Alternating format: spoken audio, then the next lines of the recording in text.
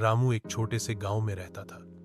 उसके पास अपने पिता से विरासत में मिली थोड़ी सी जमीन थी। यह जमीन कई सालों से खाली पड़ी थी और बंजर हो चुकी थी। गांव के लोग कहते थे कि इस जमीन से कोई उपज नहीं हो सकती, चाहे कितनी भी कोशिश कर लो। लेकिन रामू का विश्वास था कि मेहनत से नामुमकिन भी मुमकिन हो जाता है। हर सुबह वह सूरज उगने से पहले उठता और खेत की जुताई करता। पसीने से उसका शरीर भीग जाता, लेकिन वह रुकता नहीं था।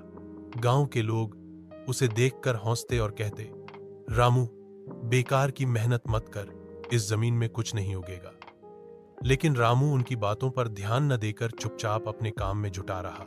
उसने खेत में गोबर और खाद डाली, पास के तालाब से पानी लाकर सिंचाई की और मिट्टी को बार बार पलटकर उपजाऊ बनाने की कोशिश की। धीरे धीरे जमीन की कठोर परत टूटने लगी और उसमें नमी आने लगी। कई महीनों तक लगातार मेहनत करने के बाद रामू ने बीज बोए और भगवान से प्रार्थना की। बरसात का मौसम आया। रामू की मेहनत रंग लाई। उसके खेत में हरी भरी फसल लहलहाने लगी। दूर दूर तक फैली उसकी फसल देखकर लोग दंग रह गए। वही लोग जो कभी उसका मजाक उड़ाते थे, अब उसकी तारीफ करने लगे।